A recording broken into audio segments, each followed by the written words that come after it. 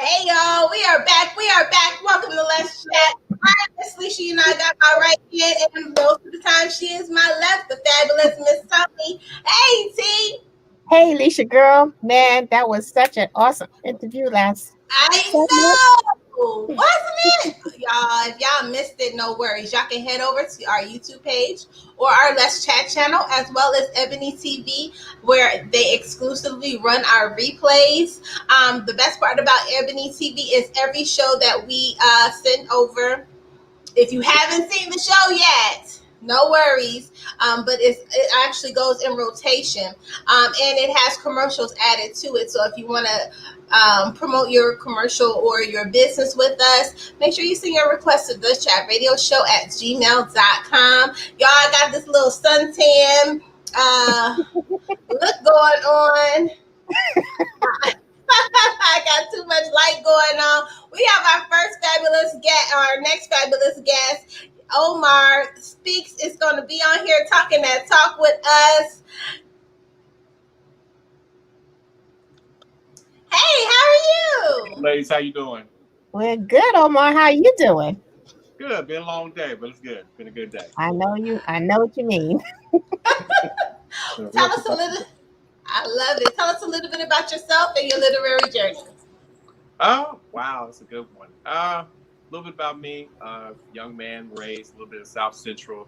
Then parents, well, my mom actually married somebody military, traveled overseas, lived overseas, came back to the States and moved back to Europe, learned a lot about the culture. And this road to relationships that we're about to talk about tonight came through trial and error. And then just being able to counsel people through this type of thing. When I was a pastor. After that, after I came out of ministry, then, I went to personal growth and leadership, and then it just kind of honed in on relationships a lot because all three of them go together. Yeah, That's it's pretty true. much a journey. Okay, we're going to go back. We're not going to just act like you didn't say what you just said, because we heard what you said. So tell us. Okay, so you are a pastor. And so how is that process for you? And what made you decide to come from behind the pulpit? That's a whole nother topic. But in a nutshell, I just really did feel a lot of growth in the church. And for me, I actually saw a lot of people, doing the same thing as usual. But then I started getting into a lot of personal growth on my own before I got out of ministry. And I saw so much growth in that, it just kind of intrigued me more. And I just really didn't feel like I was doing much of an impact. And I wanted to make more of an impact on people. So that's actually how I came out of ministry, because I kind of like outgrew church in a way. I love God, don't get me wrong. I love, being around my people, but I have a thing about growth. And that's kind of like where I don't like being stagnant or being in the same place I was 20 years ago. That's just kind of my thing. And I asked that for a reason, because I went to an event through Black Authors Matter, and they did an event at the Women's Black Expo the year before last, and I did the media, and I met a pastor there, and he said the same thing. He was like, he stepped from behind the ministry because he felt that he could do more in his personal ministry than he could behind the pulpit. So every time I meet a pastor, I always ask that question, because I like to be able to see, the best part about a pastor is that they're relatable. They're relatable, and they're transparent most of the time. And, and they tell you like it is. Like, listen, a walk isn't just what people see. It has to be personal growth and development as well. So I'm glad you said what you said, because a lot of people have to be able to understand and hear that it's even if, no matter what religion you are, personal growth and development is very important in your walk. Yes, it is very key. And I think I found that a lot of times that we really don't take accountability in church. What we do is we want to just let Jesus do it or blame it on the devil. And that's not getting us anywhere. So when you take accountability for your actions in life, love, leadership, financial, emotional, when you take accountability for your actions, we actually get a whole lot further. Absolutely. And you speak of the word that I use most often. Lissha knows I use it, and it's accountability. That's that word in my household. But you also speak of personal growth when you had to step outside in front of the pulpit. Can you share with us anything that you learned of yourself during your personal growth movement that you never thought that was you? Wow, accountability was the main thing because, I would just be like, well, I did something wrong, God forgive me, and I'll pray Right. about it. That's it. But it was not a changed action. And so it's one thing to say you're going to do it, but it's another thing to put the action behind it. And so Right. when I began to look at myself, I began to see a lot of things about me I did not like. The insecurities that I had in certain areas I needed to work on. I mean, I felt like as if I was not good enough at some times, and I really had to work on that. And I learned how to balance out and look at myself and learn really, I think the main thing was one day I sat down and I looked at my strengths, my weaknesses, my opportunity, the threats of my life, and really want to make sure because I said, I don't want to be here 50 years from now and be broke, busted, disgusted, and I could have had an opportunity to change it. And that's what it was for me. I just saw a different finish line for me. And that's what it was. That's made the determination of where I want to go. Absolutely. Now, a black man that can write is a powerful man. Well, It is. you said a A black man. black man. Listen, y'all already powerful, but one that can write, one that's able to allow his voice to be heard. Listen, of course. It's So interesting. what inspired you? What to inspired me to write relationship, or just to speak out on all three? What inspired you to speak out and step out and put it into a book form where everybody is able to experience it? Well, when I was married, my ex-wife and I, we used to joke back and forth about little stuff here and there. And then one day she had some friends over to the house. And when she had friends on the house, by the way, we're still great friends to this day. So don't think it was, just let y'all know. Any ex will come back. But to let you know, no, we actually had her friends over at the house and they were having men problems.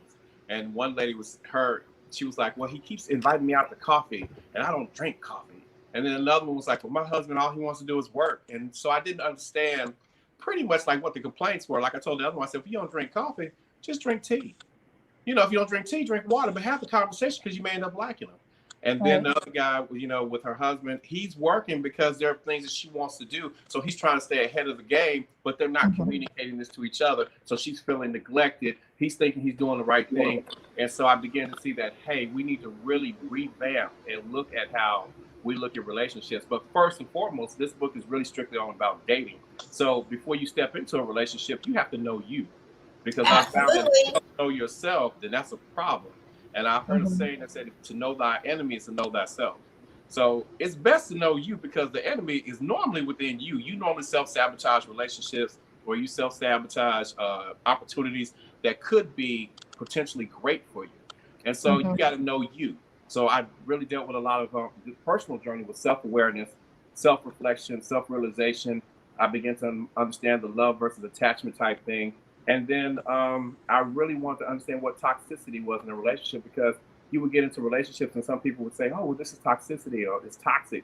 But it's not toxic. It's really that you just have differences and you need to sit down and work out these differences. The reason why it gets toxic is because either there's an addiction somewhere that you guys are not dealing with or there's a problem somewhere that you're not really working on and it becomes toxic because you keep on ignoring it.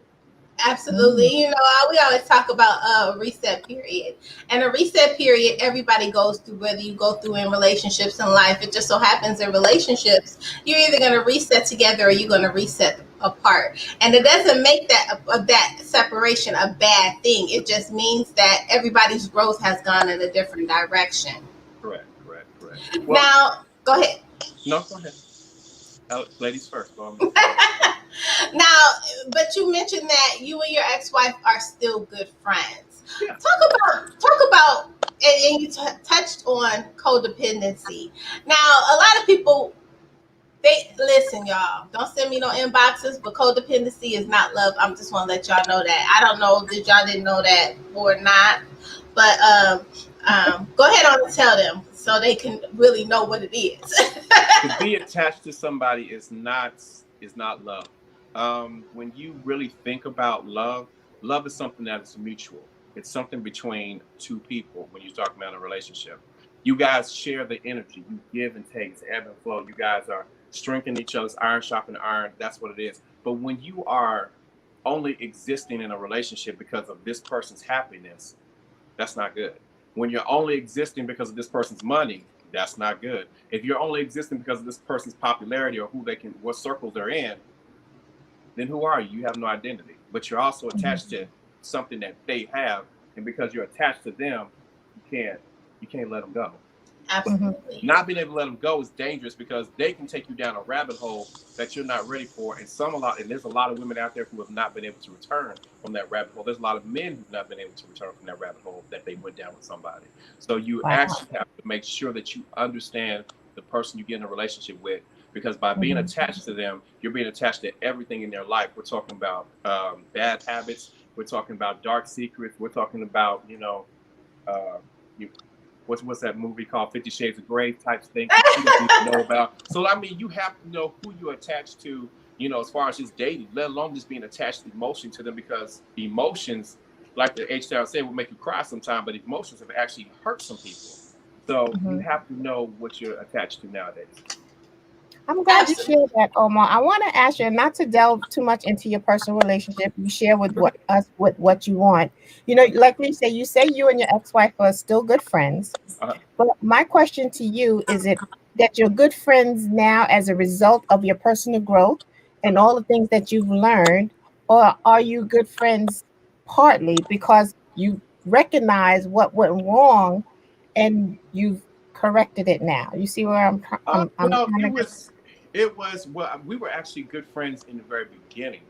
The funny thing was, we spent so much time together. We married within 9 months, but we stayed together 7 years. And it wasn't really, it was a lot of outside interference that was part of the demise. And by the time you realize it, we're going at each other. And by the time it was over, we realized that what it was, who it was. But we promised to remain friends, and we remain friends to this day. Even still call her mom from time to time and check in on her. So yeah, we're still friends to this day. I think that's maturity. Some people they wouldn't be able to. Well, I'm done with you. I think it's the maturity of two people that actually like each other, and you can even love each other, but not necessarily still be married to each other. So I think that's just a form of the maturity in both of you, as well as that personal growth. How do you feel about that? I mean, I dive into a little bit deeper on that. I look at it in a way where you have to look at substance. A lot of people get into a relationship with surface. And so when I say surface, some people look at surface where what they can get out the person, or sexual, and then you have substance where you actually learn the person and you earn the person and you grew with them through levels and stages, and you guys actually built something that had some substance to it. So when that storm came, it really wasn't going to hurt if a few branches, parted ways from it. You still had that gravity holding you down because you had the roots of a friendship first. Absolutely. And I want to go back to something you said, because you said something about knowing yourself. How important is it to be able to date yourself? Like if you can't date yourself and you can't stay in a space with yourself, who gonna be in a space with you? You can't even sit by yourself without the desire to be with others. Talk a little bit about that. This is true. A lot of people date because they don't want to be by themselves. I mean, it just so happened that after my divorce, I spent from 2011 all the way to probably 2018 by myself. And that's a long time, but that was by choice, because that was a growing period for me. And I grew at such a rate as a person, it bettered me. I mean, I learned a lot of things about myself. And when you learn about you, it actually helps you to be able to pick a better mate, because you know what you need at that point. And let's be clear. A lot of men probably going to be upset when I say this, but a man doesn't really know who he is until about 30, 35. I'm going to be clear about that. And the reason why I say that is because you go through your 20s, you're chasing, you're doing what you want to do. And then right about 30, 35, you're kind of learning how to pay bills on time. You're kind of learning a lot of responsibility, because a lot of men have not had that type of culture where they were taught that, where women are somewhat already forced that. So when they get out on their own, they know they got to do this, do that. And especially if they have a baby, it's double time, double time, double time. So you have that. You have to know yourself in order to date somebody. But you have to know more about you than they do, because if not, you can't teach them how to love you. You are absolutely right. And it's funny because you mentioned how good of friends you are. I think that is very important for whoever you're with to be your best friend. Like literally, like best friend. Yes. You know how Kevin Hart says best friend. That shouldn't be all, whatever I'm going through, you going through. It's me and you. It has to be your best friend. That person has to know where all the bodies are buried. They have to know where all the skeletons are, where the keys are to the closet, but they're not using that knowledge against you. Shout out to Monica. She did her song "Commitment" talks about that. Somebody with good intentions. You don't use the knowledge of what you know, like when you have scratched the soul of that person. But it helps you to understand who they are. And I think relationships, even marriages, have levels. Yeah. And you talked about surface. And if you can't get past the surface level, especially in a marriage, it's going to be hard to go through. Because you have to be able to get off that surface level and move forward. Talk a little bit about the importance of counseling during times of being by yourself, not in a relationship, and the need to feel like you have to be with somebody when you really need to make changes within your own life. Counseling is vital. I mean, a lot of Black people will say, no, I don't really think I need counseling. I'm good. But you do need counseling. I mean, not the church, but church really isn't trained to counsel on a lot of different levels to that. People are trained to go to school for this. They have to get their certifications every year to make sure they do this. So if you have the opportunity to use that insurance, use it, because you need to make sure you know what's good with you and what's bad with you, things that you need to work on. It's nothing worse than getting a relationship with someone who does not know their strengths or weaknesses, and they're bringing you all this baggage that they had from 1985. And you didn't know anything about it because the representative was so good. And the bad thing about being in relationships nowadays, everybody wants to do that microwave. They want it now, instead of taking that crock pot love and letting it simmer, throwing all the right ingredients in there so it can good, taste real good, like Big Mama used to cook it. Yeah, I'm all for crock pot love, but I can't do struggle love. I'm sorry. Listen, I don't have the energy. I don't have the energy for it. I enjoy my peace. To me, ain't nothing like peace. 47, and I won't. I let them know up front, hey, this is what it is. Take it legal. But you know something, Omar? It's okay to be in a relationship, and you don't necessarily have to agree with everything. It's okay to agree to disagree. True. And sometimes, there's going to be bumps in the road. I've been married 28 years. I don't think that those 28 years have been smooth sailing, because it isn't.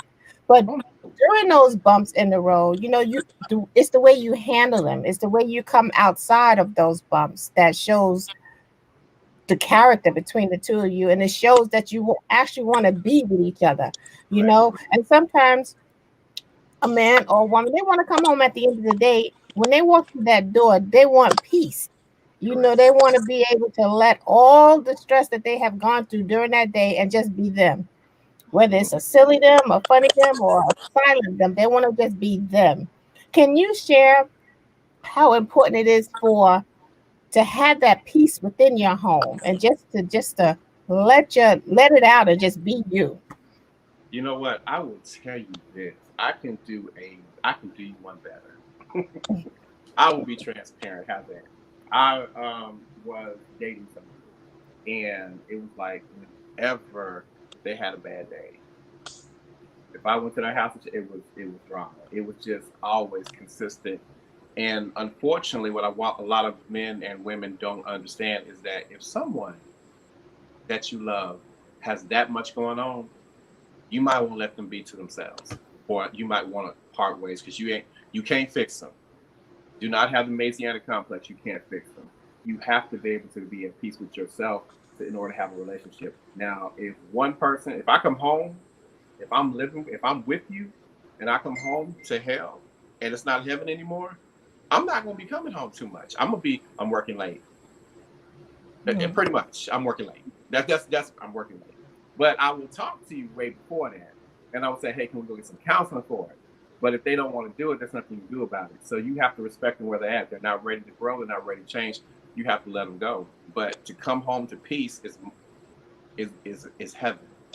After a long day of a man fighting at work, dealing with nonsense, dealing with bosses, dealing with the world, all that type of stuff. You want to come home to someone who loves you, that jokes with you, that can make you smile. I mean, when I walk in, I want to be able to look at my woman and say, "It's like heaven." I just want to be able to see that when I see her. Let us find out you can hit a note or two.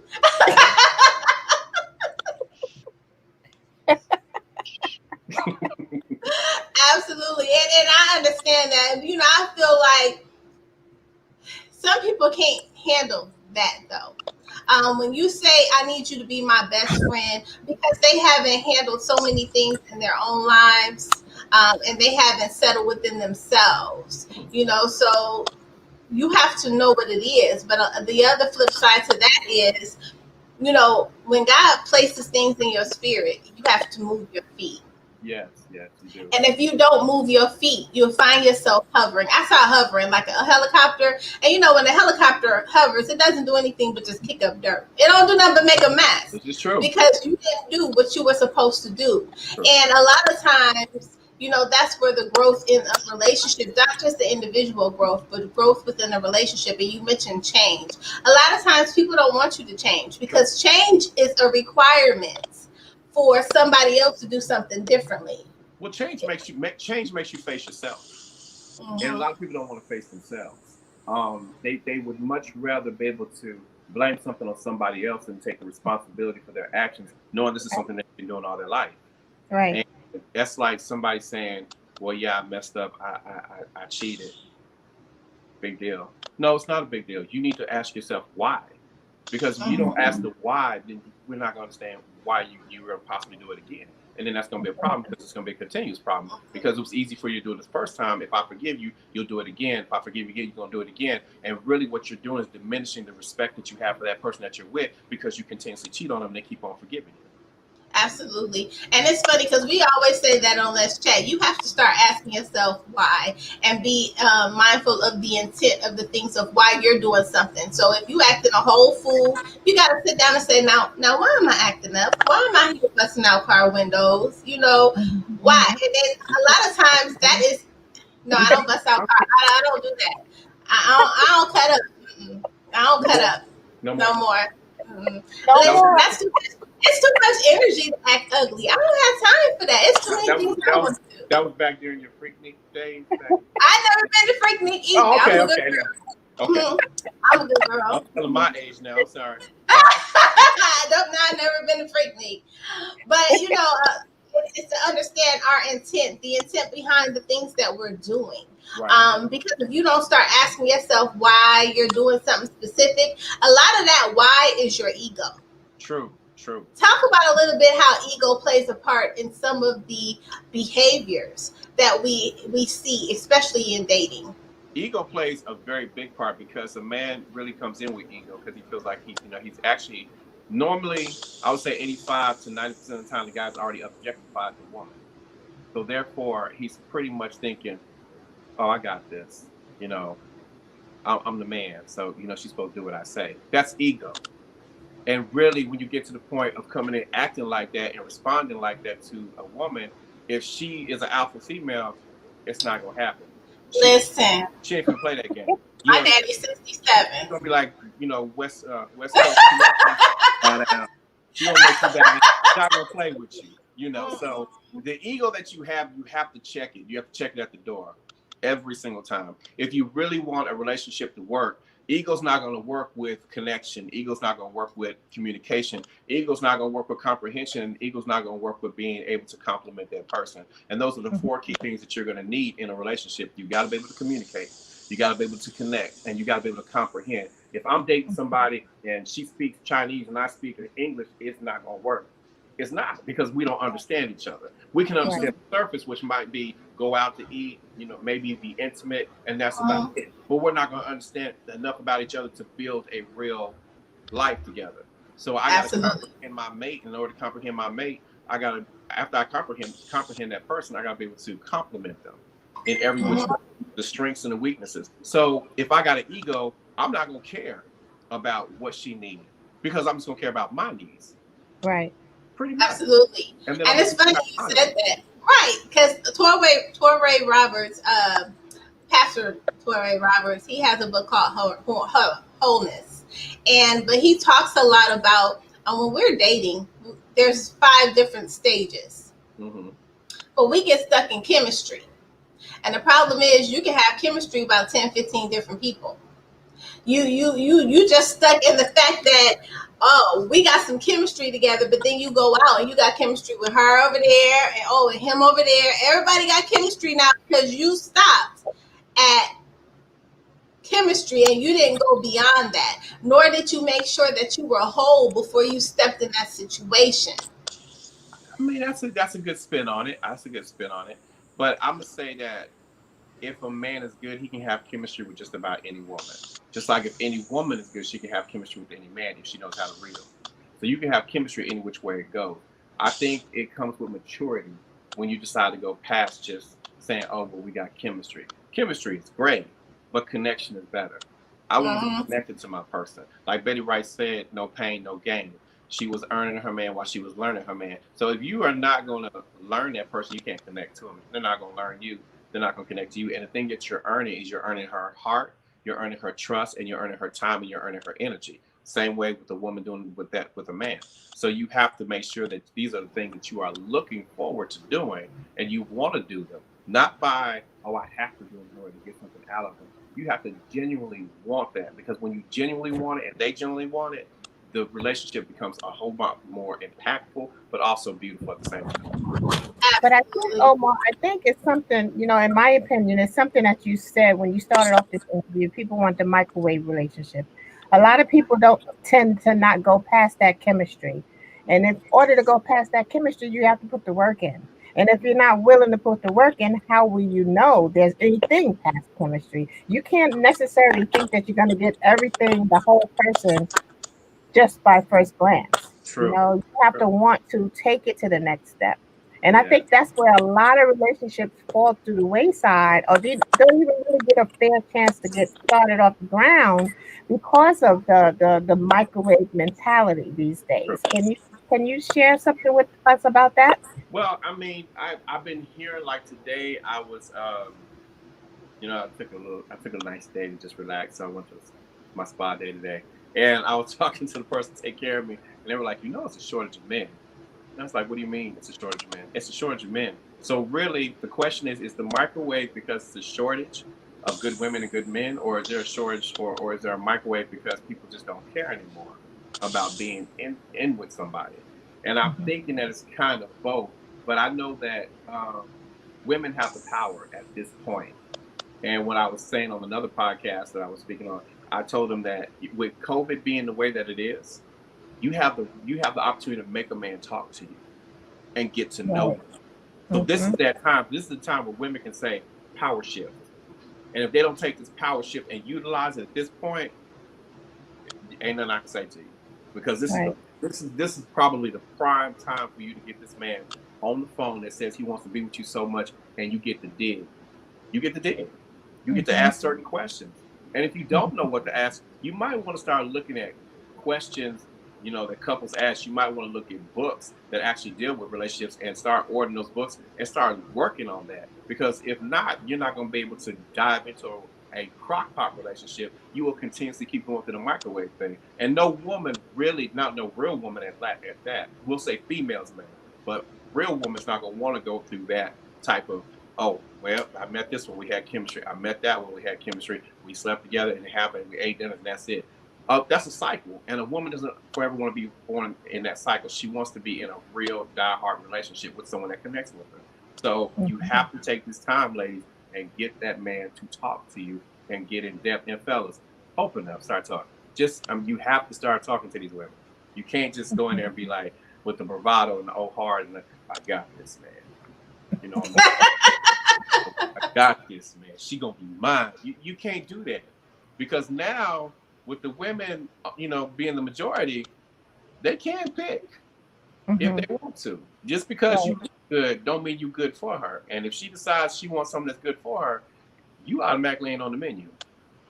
Mhm. Absolutely. And then the other thing I want to piggyback off what you said, listen, if it's a struggle to be with somebody and y'all just dating, Mhm. listen, it's gonna be a struggle forever. If it's a struggle now, it's gonna be a struggle later. Yeah. I listen, I'm not here for it. I am not here for the struggle, not one little bit.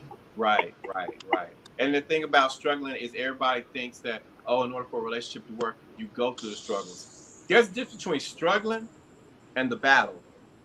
And if you're going through a battle every day where you guys are arguing every other day, or you just ain't clicking on all cylinders, after about 3 months of that, man, I'm sorry. You got to let it go. Mhm. Now we Mhm. start talking about the struggles. The struggles are going to be the communication's not lining up, but we are mature enough to get it to line up. Right, right. We're not, well, she trying, she a gold digger. Is she a gold digger, or are you just out your league when it comes to paying for dinner and stuff like that? Because let's get real on it. Let's look at Mhm. some realization. Is your money, going to hold this? And then vice versa. If you want her to pay for some meals, you need to say that. But this is the point where women can say, "This is what I want in a relationship." And then one of the things that's a mistake for a woman is she never says what she wants in a relationship. And if you don't tell a man what he wants, he can't give you what you want, and nor would you be able to get what you want out that man. So this is that That's time. right. That's right. Absolutely. Now tell us what they're going to experience when they pick up your book. Ooh. Uh, I've been getting some DMs about that book. It's been some DMs, but it's a book that's gonna make you look at a lot of things about yourself. You're gonna be able to grow a little bit, and you're gonna question a lot of things that you didn't think of before. In the book, we're talking about self-awareness, self-realization. We're talking about love versus attachment. The different archetypes of males, the alpha, the sigma, the gamma, the delta, the beta, the zeta type male. Yeah. They got all that going on? Yeah. Take that. Well, because I'm in my growth, and I know that you have to understand your own, not just your love language, but the way you love. Mm-hmm. And so, for example, you have to know your sexual orientation. Not just that, but like I'm sapiosexual, so that means he got to be smart. So that means it don't matter how fine he is. Mm-hmm. If you need somebody to be smart, if you need somebody to have that brain, sweetheart, he could be cute and he could be fine as wine, but it's never going to work because he's not going to ever be able to grab you the way you need to be grabbed. But I don't think we pay attention to all of those different levels of ourselves. But you have broke it all down to six different. Where them six coming from? Well, I mean, you gotta you do the homework on it. The sigma male is really the top of the food chain. A lot of people say, "Oh, well, who's a sigma male?" The sigma male is somewhat like an alpha, but he's the one that you walk in the room and he's quiet Mhm. because he's that dude that just draws attention. He's not even trying because Right. he carries himself in such a way that is mature, polished, and then people flock to him because he has that that wisdom about him, that way about him. And then you have the alpha male, that, hey, look at me, I'm the man, that type thing. Then you got that. Ah, The beta is the follower, or should I say, the clone of him. And then you have the omega, which is the lazy one. I think the delta, no, the omega's the nerd, the delta's the lazy one, and the zeta, the last one, is actually the workaholic. He's the one that's trying to he's the one that's trying to get this goal done to where he wants a relationship, but he can't really focus on a relationship. So that Because he's working. because he's trying to get that hustle in. That's that. but you know what? A lot of times, if people always say, well, he just wasn't emotionally available. But if Fred wasn't emotionally available, and Tim wasn't emotionally available, and Tom wasn't either, that means that you were not emotionally available because those are the people that you were drawing in. Talk about the fact that you draw in who you are. Wow, that is a good question. That is a good statement. You actually do. That's the reason why it's good to know yourself, because I'll tell anybody the type of energy that you put out is what you're going to bring back. And a lot of people say, well, no, that's not true. And I said, well, look at the type of relationships you've had over the last 5 years. And if you've gone, or if you basically had anything similar to what you had prior, then that's a problem. Like, I know that I'm a very peaceful individual. I kind of bring that peace when I date people. But I also know that I also draw people who got situations going on. They have a great representative, beautiful representative. I mean, Claire Huxtable representative. But you realize that they got some internal problems going on. They battling with themselves where I'm at peace with myself, and they pull on you. So you can also draw your opposite as well as the same thing that you got. But if a person says, hey, You know, every time I turn around, I have conflict with my mom, my sister, my ex-husband, and then at work, and then with you. You got to remember the common denominator and all that is you. And a lot of people don't want to look at that, because if you actually look at it, that means what? You got to do the work on it, and you got to fix it. And a lot of people don't want to fix themselves. And nobody wants to be a puller in a relationship all the time. No. If you find that you are the puller, you're the one that's the initiator as far as the growth and the movement of the relationship. Especially a woman, she's going to get tired of that. A man is going to get tired of that. Not necessarily a male, but because, you know, depending on where they fall, some people like to be the puller because they feel it makes them feel a certain way. It feeds their ego. But, you know, when you say, I need you to be this type of thing to make me feel a certain way, it's something wrong with that. Because you got to feel how you feel, regardless if anybody does whatever it is they do for you, because you don't own people, you just experience people. Sorry, T, go ahead. No, that's okay. It's not even about owning somebody. It's about being responsible for your own happiness first and foremost. Because if you're not responsible for your own happiness, how do you expect to be happy with somebody else? That's true. But I also want to say, Omar, you know, just piggybacking on what we were speaking about earlier about in and out of relationships, you have to realize what triggers those movements from a relationship. You know, certain triggers, you know, what made me move from relationship A? What made me move from relationship Z? You know, you have to look at those things that trigger, you know, on both sides, those movements. Can you share a little bit about us with us about, you know, recognizing what happens over and over and over again? You know, I would go further than that. I would tell somebody that you would have to understand your past, because your past plays a very big role. The 100 Black Men have a motto that they use called "What they see is what they'll be." So when you start looking at that, I ask women sometimes, like, "Hey, what was your childhood like? You know, what did you see growing up, or what were you taught growing up?" Because that actually plays a part in how you're dealing with relationships. The last young lady that I dated, she was raised, how should I say, her uncle, her dad's side of the family raised her to say that white was better than black. But I didn't find this out until after I got into the relationship. But then I began to realize that she disrespected one boyfriend that she was crazy about. She disrespected her ex-husband. But then when she got into a relationship with me, it was the same thing. And I just had to really look at it. And when I began to dig a little bit deeper and ask questions, I said, "You really don't respect Black men. I think that's where this is coming from." And she said, "Well, no, I don't think so." And I said, no, it is. And I said, "I can explain to you." So when I started to explain to her and break some things down to her, she was like, "Well, I didn't look at it that way." I was like, "I know, but you have to understand, if your past is like this and you haven't been taught to correct this or look at it through a different lens, you'll take that into every relationship." And not knowing who you are in your past will really dictate who you are in your present. And if it was messed up and not trained right in the past, then you bring it to the present. And the bad thing about that is you'll take that into the future. Absolutely. And if you're tired of being discounted, ladies, you got to get out of the discount aisle. I'm just saying, get off the sales rack. Man. Don't send me no inboxes. I said it. I sure did. Well, you know, a lot of sisters can't get off the rack. They can't. They want to, but they can't. Listen, only thing, just do it. Just step on off and be like, listen, because when you step out of those situations, like you were saying, if you start looking at old relationships, you'll start stepping back. Familiarity isn't your friend all the time. No, it's not. No. So if you start seeing familiar type of situations, a lot of times, you know, if you are a nurturer, whether you're a man or a woman, you're going to draw in a certain type of person because, like you said, that person is they're needing something that they can't really give themselves. And now it's nice to be able to see that, but you got to be able to be like, listen, I'm not trying to, that's not what I'm here for. That's not what I'm trying to do. I've done that already. I can't nurture you. It's your mama's job. I'm not here to be your mama. And he's not here to be your daddy. But, you know, we have these mommy issues and daddy issues, and then we're searching for that particular thing. And you're never going to find it. Right. And that's a problem. That's a problem because if you're looking for your daddy and me, I'm going to be like, no. Don't even call me daddy. We got issues. I'm serious. Don't call me daddy. I'm No, not. I'm not no. for that. I remember I was dating somebody. They said, "Ooh, daddy, you look good." So don't do that. Don't cut that. Don't do that.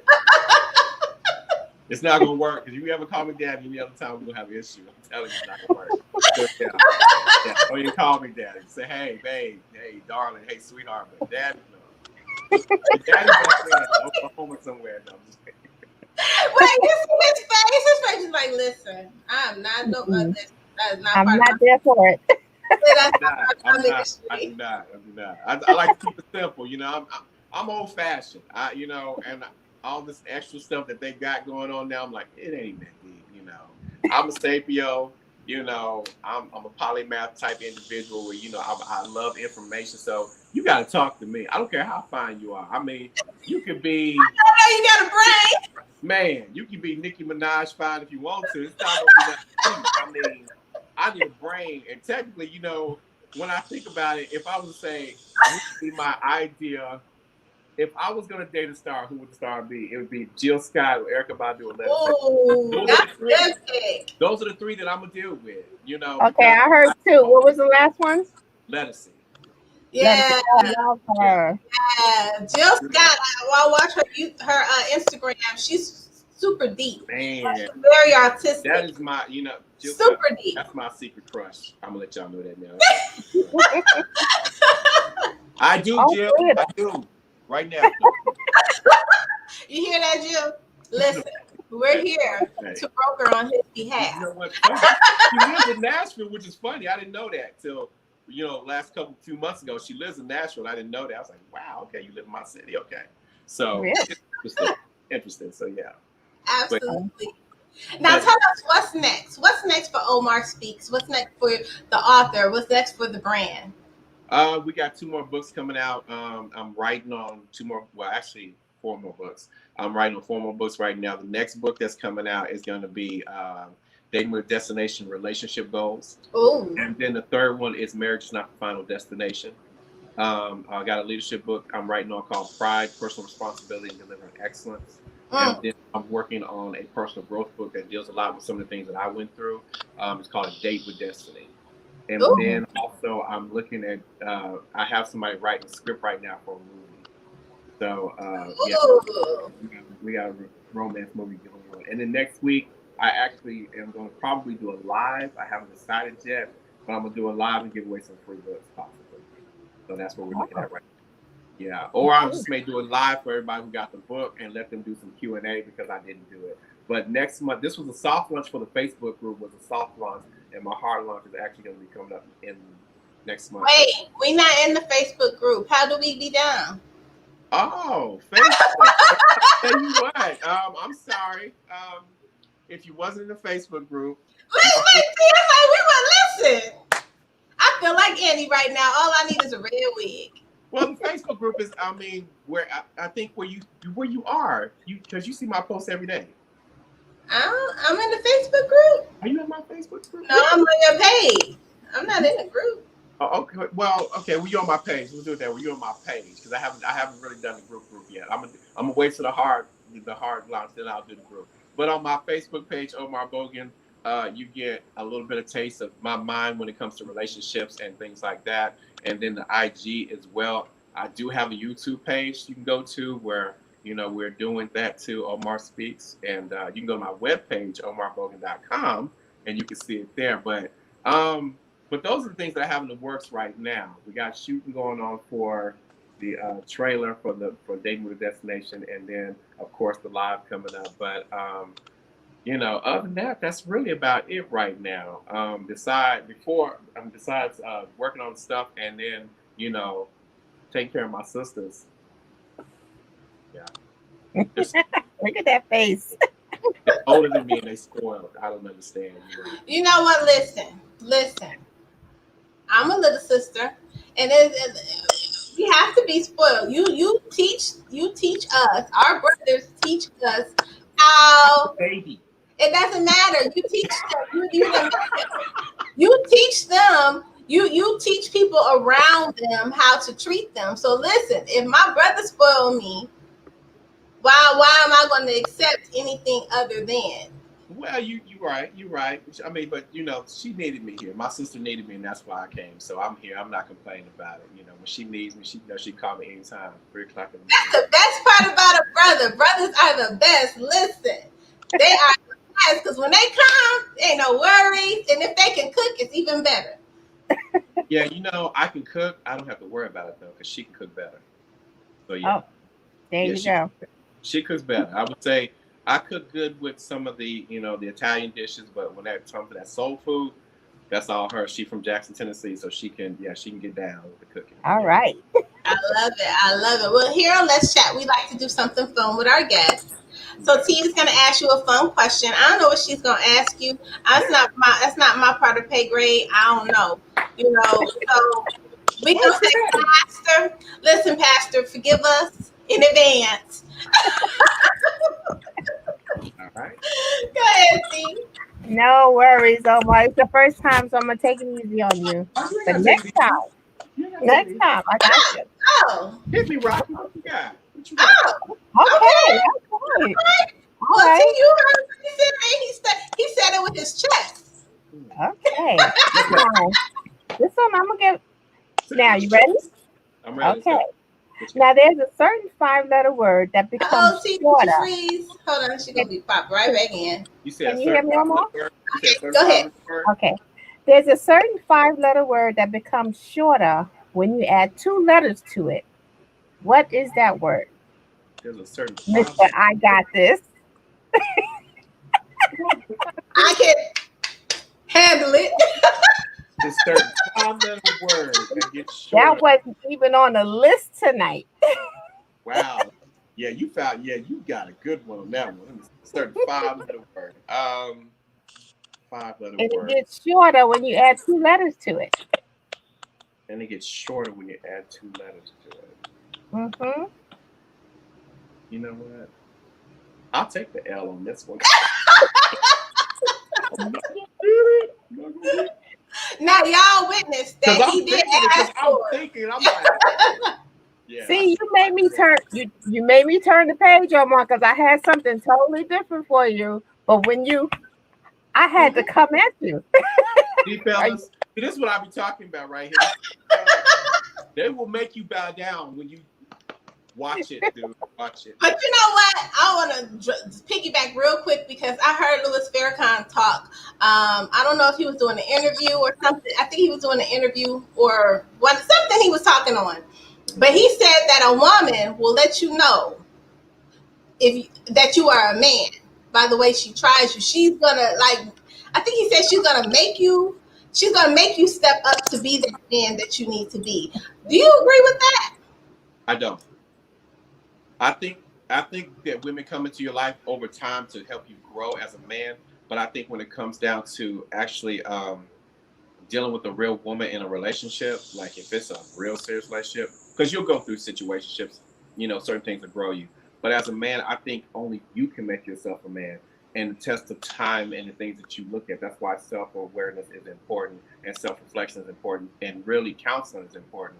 But to become a man, a woman can make you or break you when it comes to actually being a better man. And when I say that, like going out there, like Obama. Let's be clear. Without Michelle, there'd be no him. Listen, Let's be clear. She saw. listen. He saw. That's what I'm saying. When a woman has vision, that's when it's different. She like, But listen, we doing just this. any woman in your life, no. But a woman who has vision can make you. If she has vision, I'll put that one. If she has vision and she understands where she's going, but she understands where you can go with her, then I can say she can make you a man. She can make you a better man than what you are. You're already a man if you're I'm with her gonna because she I'm, looks at. I'm gonna have to agree with you with that, Omar, because it's interesting that that's your answer because can you guys hear me? Yeah. Okay. Because my husband told me in the beginning, not necessarily in the beginning, but in later years, you know, he said, I mean, you saw something in me that not a lot of people saw, and you believed in me. Right. And you and our kids helped him to be who he is today, because he wanted to be a better man to take care of us, if that makes sense. No, it But doesn't. like you said, that vision.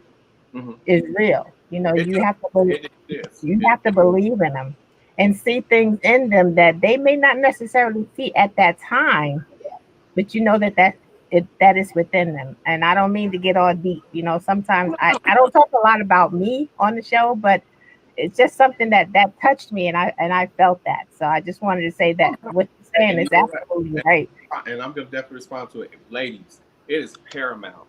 And I'll look at cameras. It is paramount that you actually believe in your man when he has a dream. And I'm not talking about the nickel and dime dream. When he is actually has moved from potential to the process of it, and he Hmm. sees the promise, it's paramount that he has a woman that is actually with him and can. You don't financially. That's not the main thing. Being able Right. to inspire him, and then when you see something broken in him, as far as like a moment, because it's a journey, and a lot of men, Mhm. they want it quick, they want it instant, but this is a marathon, as Nipsey would say. This is a Mhm. marathon, and if he has a woman walking that marathon with him, he's king, and he feels it. He feels it. Right. But it's also vice versa, fellas. If you see a woman and she's doing her thing, you have got to do the same. Iron sharpens iron. You have got to be Okay. there for that dream, because teamwork makes a dream work for real. If they are in the potential, you see the potential, understand the process, but you got to make sure that there's a promise. If they got an Mhm. A, B, and C, walk with them. Right. Now, ladies, I ain't talking about these guys out here that say, "Hey, baby, hey, if you flip me that 10,000 that you about to get back for them kids, I got this." No, no. If he say that, be like this: where the business plan? If you can't produce no business plan, I don't want to hear that. I won't hear no business plan. So yeah, but we But talking you know about the woman. what? Mhm. Absolutely. I saw on, I think it was TikTok, where he was saying that a woman should ask a man, "What is your plan for us? Like, what is your roadmap? What is your plan for us?" Because a lot of times they may not be thinking of a plan. They're like, "Oh, wait a minute. Oh, I got to have a plan. Yeah. Yeah, What's the plan?" I mean, a man has to be a provider. Um, what else? He has to be a provider. He has to be a protector. He has to be a performer. He has to be a pleaser. And in order to be a provider, you got to know how you're going to provide for you first and foremost, let alone somebody that you're bringing into the picture. So she has Mhm. the right to ask that question. So you can't Mhm. get upset with her if she asks that question, because you're saying that you want to take care of her. Not necessarily, well, I wouldn't pay all your bills like Babyface, but we're just saying, you decide you want her to come into your home and take on your last name. That's responsibility. So if you're Mhm. responsible for her, you got to make sure that you got a plan for her. Right. And if you're going somewhere and you're working, but you have a goal where you want to try to be an entrepreneur, you need to bring her in on that to help you out. Now, if she Right. says something like, "Well, no, I just want to be a homemaker," you might want to rethink your options, because And vice versa. you want And to, and vice vice versa. versa. But you want a partner. You want a partner in this. You don't Right. want to be an empire by yourself, because you'll That's look at true. you'll begin to look at them as a leech, and you don't want to do that. That's Mhm. why it's important for you to have a partner in whatever you do. And That's true. understand that their vision, because a lot of times you have that people have seesaw vision where they can see it, they can taste it, but they don't know the in between. And so when that happens, you have to have that partner, that support system. But see, sometimes it's that backhanded support where they really really don't support you. They say they support you, but their actions don't display support. So you notice Mhm. they'll support everybody else, but it's like anything that you're doing, it's like, listen, it's not making money, it's not doing this, it's not doing that. What else are we gonna do? Instead of really, really, really putting yourself behind somebody and understanding that when you're building something, when you're building a house, it might rain sometime. It Right. might even snow. The season gonna change in between you building that house. I would say this week, I'm trying to catch myself so I don't let this out. But I'll put it this way: I used to date. There was somebody I used to date, and we're still great friends. Matter of fact, she does all my law stuff for me, and we were talking, and she said, "Hey, what's your cash app?" And I'm looking like, "You should know my cash app. I mean, why? What you need my cash app for?" And she said, "What's your cash app?" And I told her. She said, "Okay." And so I didn't think anything about it, and we were still talking. About 30 minutes later or 20 minutes later, she said, "You check your cash app yet?" "No, I'm on the phone with you. We're talking. We've been talking about everything under the sun." And so she said, "Check your cash app." And when I checked it, she had put some money on it. And I said, what's this for? I said, I didn't do anything. What's this for? And she said, because what I want you to do is I want you to take that and buy as many books as you can and just give them away to people that you think need them. And I was like, wow. You know, and I had, you know, of course, that's that bravado. I was like, and on the inside, I was like, but you know, on the outside, I was like, oh, thank you so much. That's why I say it's important, because you never know where a person's at or what they're thinking, and then when you do something for them, you kind of like catch them off guard, and that's my bud, that's my pal, that's my roadie. Like if we need to talk about something, we sat down and powwow about some things. So yeah. And you need that. You need that in your life. You need Okay, that. Omar. Okay, because you know we nosy here on this chat. That's the second one that said you said that's your pal and your best friend.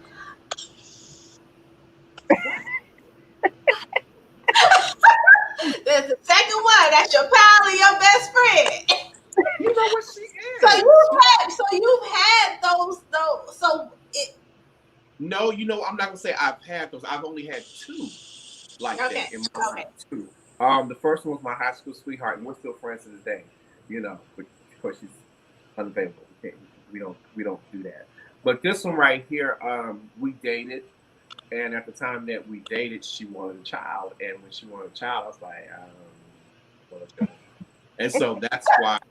You know, He was like, yeah. I'm like, I'm 47. I ain't trying to be 60 no graduation. That's just my thinking. I'm sorry. I'm trying to be 60 no graduation. What's wrong with you people? And COVID coming? What's wrong? No, I'm just playing. But you know, at that time I didn't know COVID was coming. But you know, she's been very vital in everything. Like I call her and say, hey, I need to run this by you, or hey, I'm gonna send you some numbers, or hey, I need you to check this video out before I send it out. And she's like a sounding board, and she's been like that.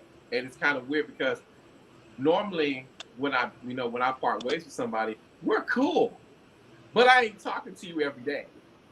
Because that's your partner. We almost, yeah, but she's a partner. You know, she's a partner. No. That's your partner.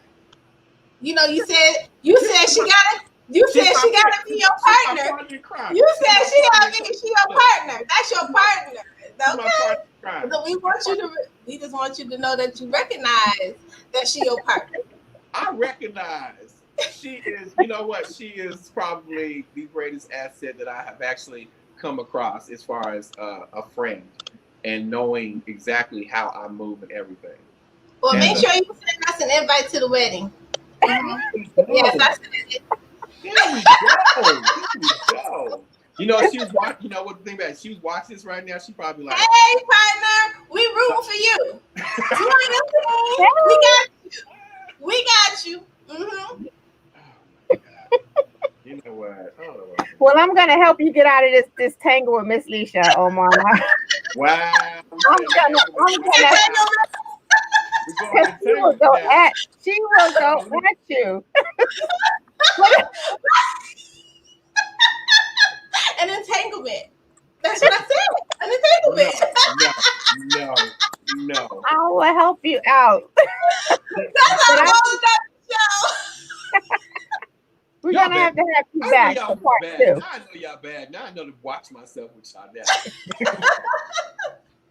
No transparency. Well, you gotta come back for part 2, Omar. You gotta come back. But I just want to answer the question. All those that are wondering what that question was, don't think we didn't notice that you didn't answer it. But the word I told you. Okay. You ready? It's gonna be so simple. The word is short. You add 2 letters, it gets shorter. You add an ER. Wait, okay. I can't hear you. What you said? Huh? We are here for you. We are here to help you in your growth. That is our job. You know what? I'll take that L. I will. You're right. No. I should have. Okay.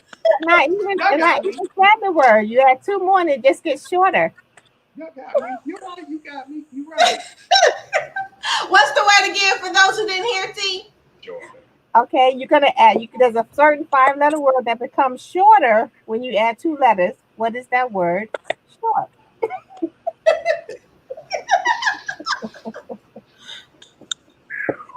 You're the first one I used that on, Omar. You didn't get But it. in our defense, you did ask for it. Like, I did. listen, I did. You you did. know, I did. I did. I had something totally different for you. I take it. I take you that. know, hey, what Look, you asked for? I can admit this. I can admit. I can admit. I'm cool. I'm good. So We We so so good. appreciate you coming to kick it with us here in the chat room. We all want day. All day. we want you to shout out all your social media again, as well as where everybody can get your book, your group that they can join, as well as any virtual events that you have coming up. All right. They can follow me on omarbogan.com, Facebook. Dating with a Destination is the IG that they can follow me on. My website is omarbogan.com, and actually they can go on there and get the book as well. And the book is on Amazon. It is in paperback and in Kindle. So you guys can go on there and get it. And I do have an audio book coming. It's just a little spin to it on this one because there is a male and female part in there. But I am not. I will be doing the voiceover in the male, and I'm actually trying to find somebody right now to do the female part. That we're going to do a little bit different because a lot of Nice. people ask for an audio book, so that's what I'm going to have to give them. Now, Awesome. audiobook, are you going to do the audio or are you going to have someone else do it? I will be Okay. doing the audio for the male, and then I'll have a woman do the audio part for the women. Okay. All right. I'm gonna Nice. switch it up. I'm gonna switch up and do something different.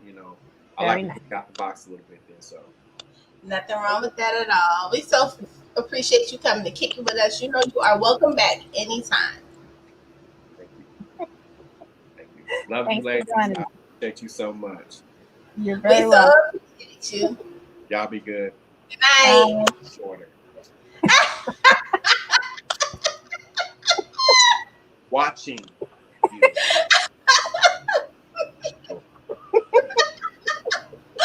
Oh, see, he's great. He's so great. He is so great. Y'all, we appreciate you guys kicking it with us tonight in the chat room. We will see y'all tomorrow when we have this queen of street lit herself. Wahida Clark will be kicking it with us in the chat room on tomorrow. We'll see Gonna be y'all then. live. Gonna Good be night. live.